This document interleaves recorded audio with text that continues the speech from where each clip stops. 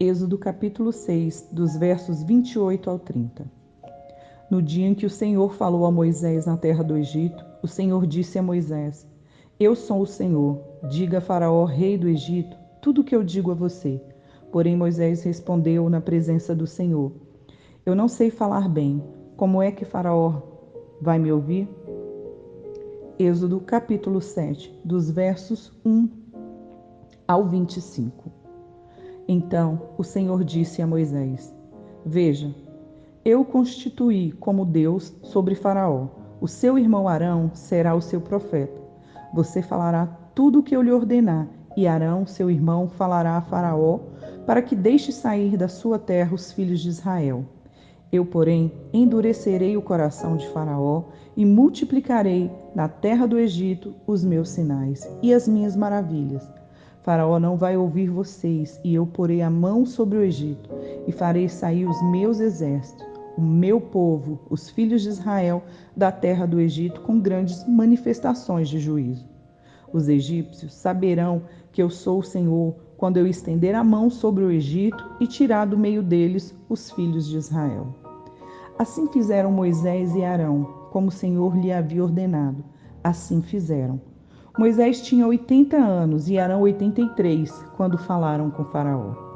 O Senhor falou a Moisés e a Arão: Quando Faraó lhes disser, façam um milagre, você, Moisés, dirá a Arão: pegue o seu bordão e jogue-o diante de Faraó, e o bordão virará uma serpente. Então Moisés e Arão foram até Faraó e fizeram como o Senhor lhes havia ordenado.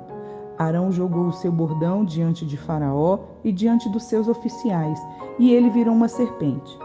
Faraó, porém, mandou vir os sábios e encantadores, e eles, os sábios do Egito, fizeram também o mesmo com as suas ciências ocultas, pois cada um deles jogou o seu bordão e eles viraram serpente. Mas o bordão de Arão devorou os bordões deles. No entanto, o coração de Faraó se endureceu e não os ouviu, como o Senhor tinha dito. O Senhor disse a Moisés: O coração de Faraó está obstinado. Ele não quer deixar o povo ir. Vá falar com Faraó pela manhã. Ele sairá às águas e você estará à espera dele na beira do rio. Leve o bordão que virou serpente e diga a Faraó: O Senhor, o Deus dos Hebreus, me enviou para dizer-lhe: Deixe o meu povo ir, para que me adorem no deserto. Mas até agora você não quis ouvir. Assim diz o Senhor: nisto você saberá que eu sou o Senhor. Com este bordão que tenho na mão, ferirei as águas do rio, e elas vão virar sangue. Os peixes que estão no rio vão morrer. O rio vai cheirar mal, e os egípcios terão nojo de beber água do rio. O Senhor disse ainda mais a Moisés: Diga a Arão que pegue o seu bordão e estenda a mão sobre as águas do Egito, sobre os seus rios, sobre os seus canais, sobre as suas lagoas e sobre todos os seus reservatórios, para que virem sangue. E haverá sangue em toda a terra do Egito, tanto nas vasilhas de madeira como nas de pedra. Moisés e Arão fizeram como o Senhor lhes havia ordenado. Arão, levantando o bordão, feriu as águas que estavam no rio à vista de Faraó e seus oficiais, e toda a água do rio virou sangue. Os peixes que estavam no rio morreram. O rio cheirou mal e os egípcios não podiam beber a água do rio, e houve sangue por toda a terra do Egito. Porém, os magos do Egito fizeram o mesmo com as suas ciências ocultas, de maneira que o coração de Faraó se endureceu e não os ouviu, como o Senhor tinha dito. Faraó virou-se e foi para casa, sem dar atenção ao que havia acontecido. Todos os egípcios cavaram junto ao rio para encontrar água para beber, pois das águas do rio não podiam beber. Assim se passaram 7 dias depois que o Senhor feriu o rio. Êxodo, capítulo 8, dos versos 1 ao 32. Depois o Senhor disse a Moisés: Vá falar com Faraó e diga-lhe: Assim diz o Senhor: Deixe o meu povo ir para que me adore.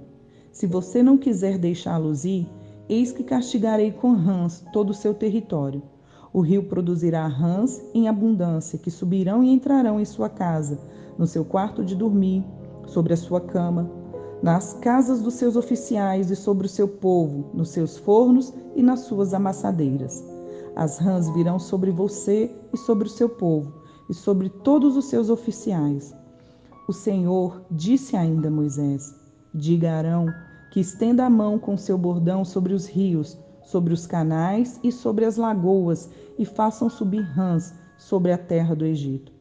Arão estendeu a mão sobre as águas do Egito, e subiram rãs e cobriram a terra do Egito. Então os magos fizeram o mesmo com as suas ciências ocultas, e fizeram aparecer rãs sobre a terra do Egito.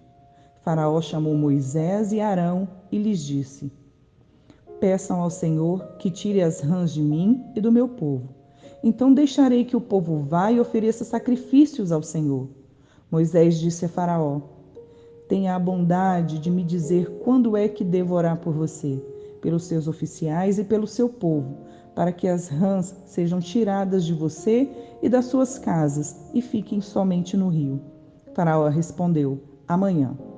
Moisés disse: seja conforme a sua palavra, para que você saiba que não há ninguém como o Senhor nosso Deus.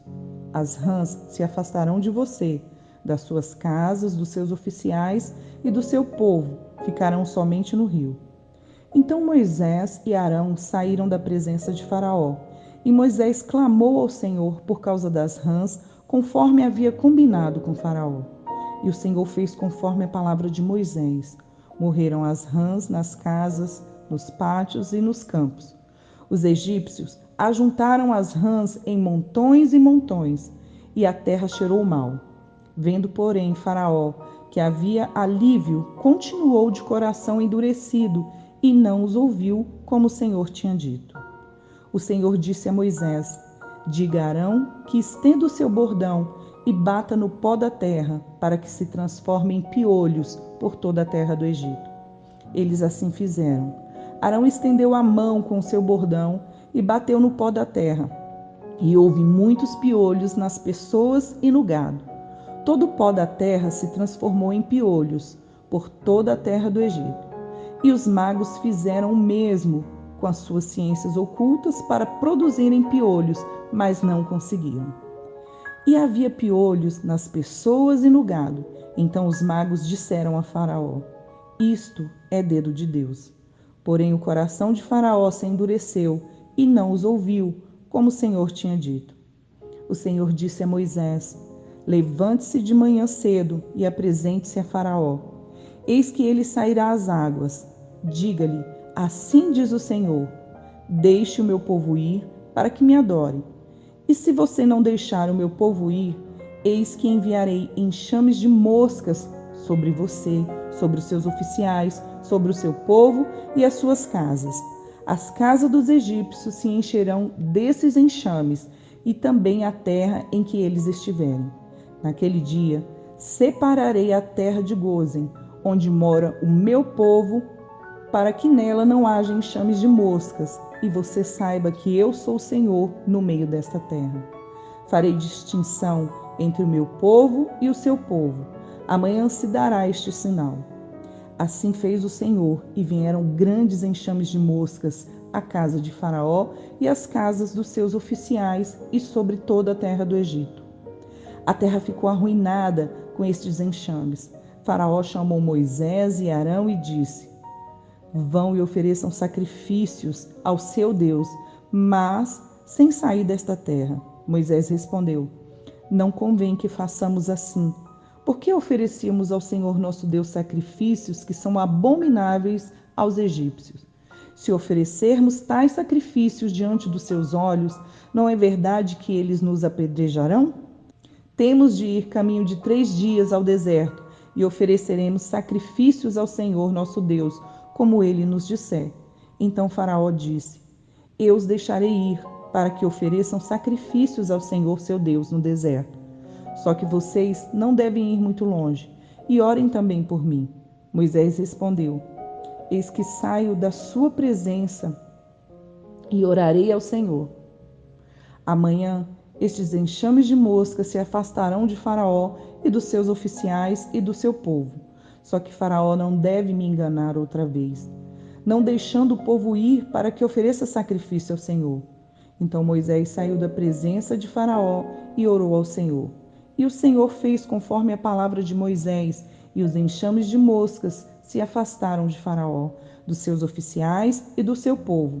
Não ficou uma só mosca. Mas, ainda desta vez, Faraó endureceu o coração e não deixou o povo ir.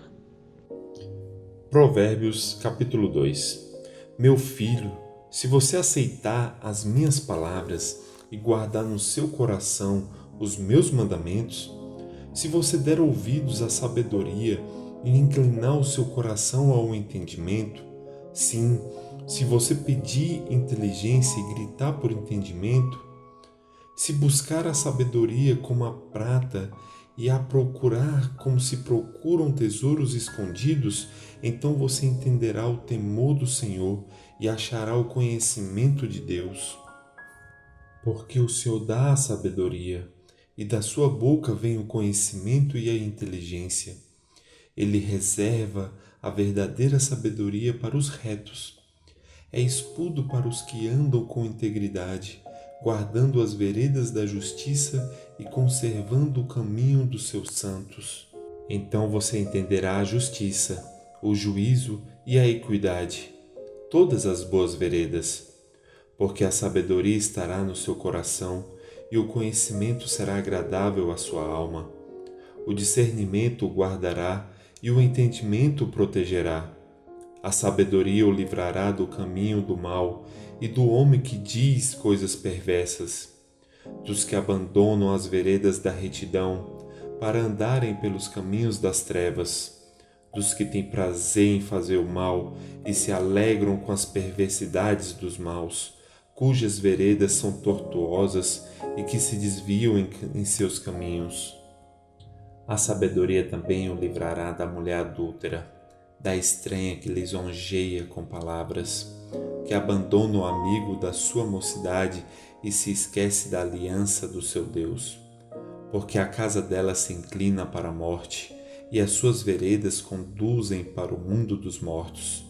Todos os que se dirigem a essa mulher não voltarão e não encontrarão as veredas da vida.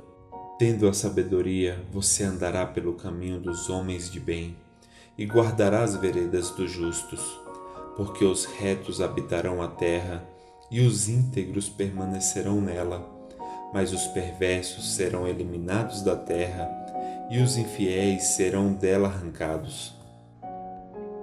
Hebreus, capítulo 9, dos versos 1 ao 22.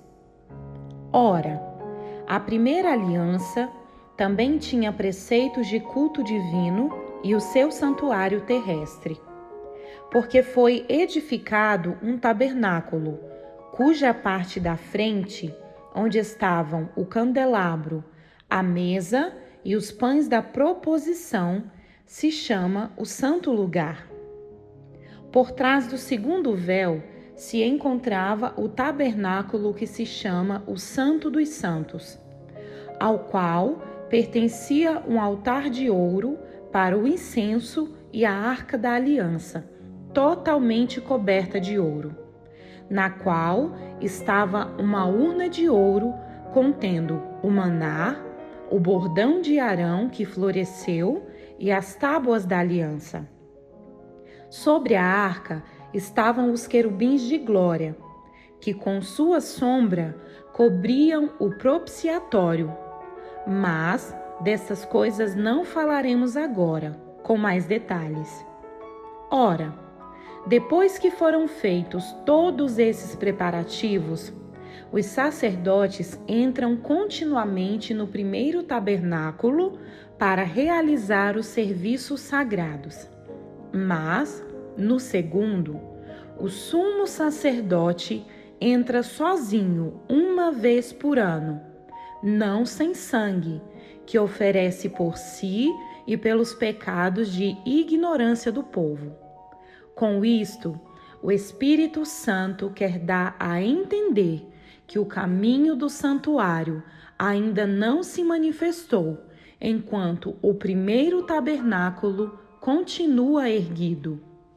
Isto é uma parábola para a época presente, na qual se oferecem dons e sacrifícios. Embora estes, no que diz respeito à consciência, sejam ineficazes para aperfeiçoar aquele que presta culto, pois não passam de ordenanças da carne, baseadas somente em comidas, bebidas e diversas cerimônias de purificação impostas até o tempo oportuno de reforma. Quando, porém, Cristo veio como sumo sacerdote dos bens já realizados, mediante o maior e mais perfeito tabernáculo, não feito por mãos humanas, quer dizer, não desta criação, e não pelo sangue de bodes e de bezerros, mas pelo seu próprio sangue, ele entrou no santuário uma vez por todas e obteve uma eterna redenção. Portanto, se o sangue de bodes e de touros e a cinza de uma novilha, aspergidos sobre os contaminados, os santificam quanto à purificação da carne, muito mais o sangue de Cristo, que pelo Espírito Eterno a si mesmo ofereceu sem mácula a Deus, purificará a nossa consciência de obras mortas para servirmos ao Deus vivo.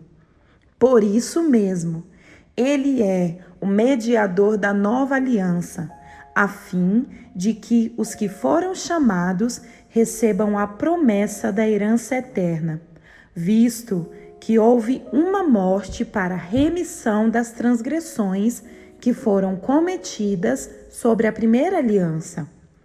Porque onde há um testamento, é necessário constatar a morte de quem o fez.